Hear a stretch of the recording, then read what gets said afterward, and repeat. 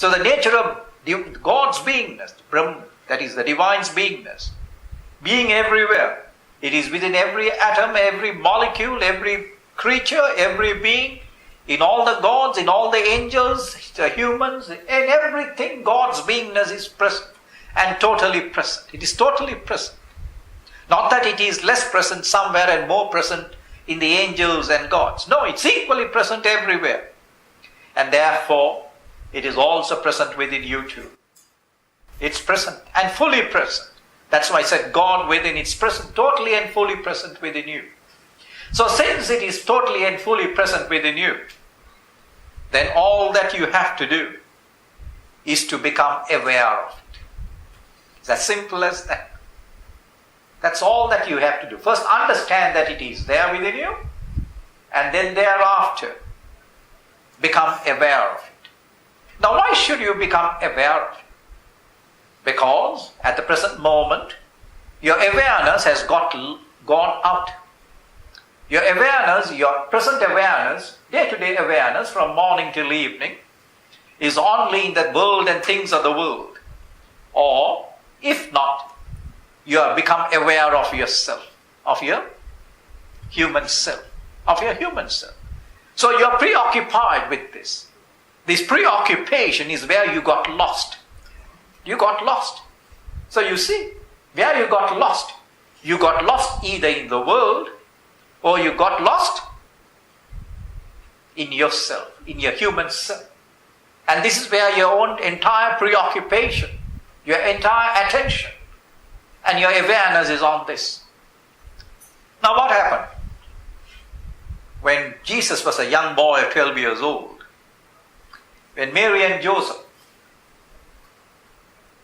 they went to the temple to Jerusalem. And when they came back, they found that he was missing.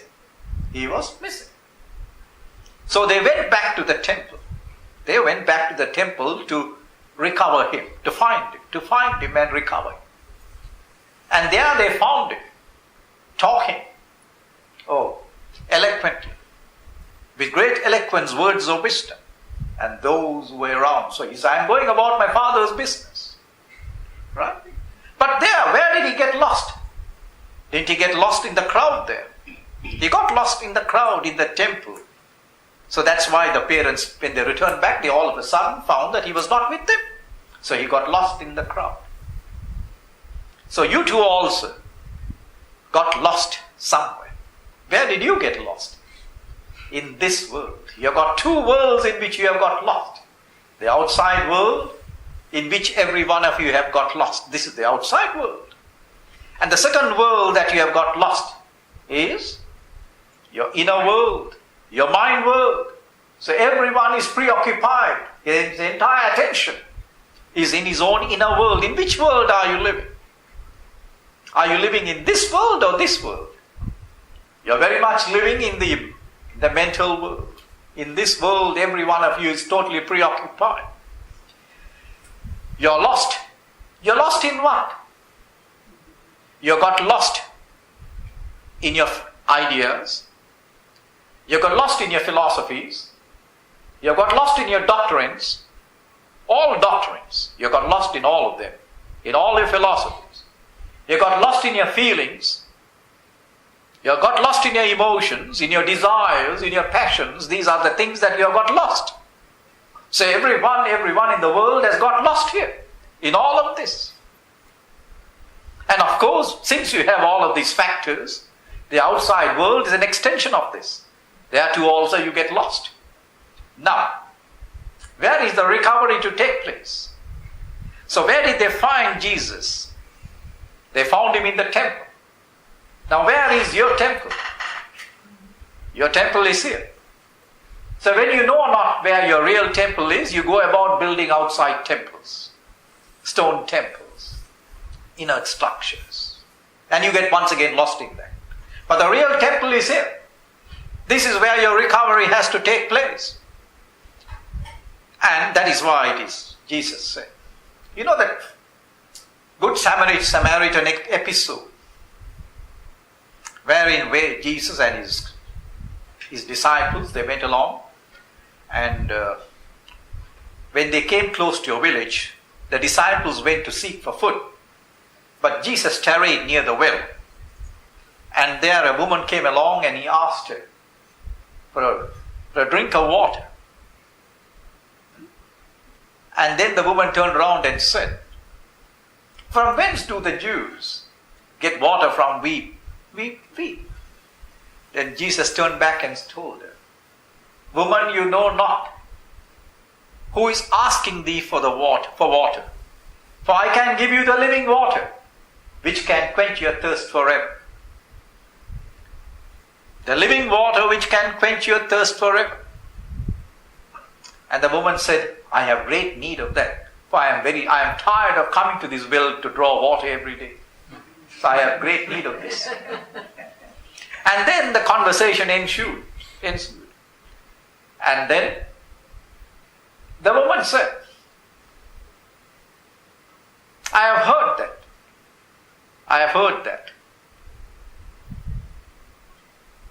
Our fathers worship God in the mountains and in Jerusalem. And Jesus replied and said, "You know not what you worship. God is not to be worshipped in the mountains, nor in Jerusalem, physical Jerusalem, nor in Jerusalem. But God is a spirit. God is a spirit. And is to be worshipped as a spirit. Is to be worshipped as a spirit and in truth." Now, God is a spirit. The word, with a capital S. So what is this? God is a spirit. And is to be worshipped as a spirit. That's the mystery. That's the mystery. Man was made in the image of God.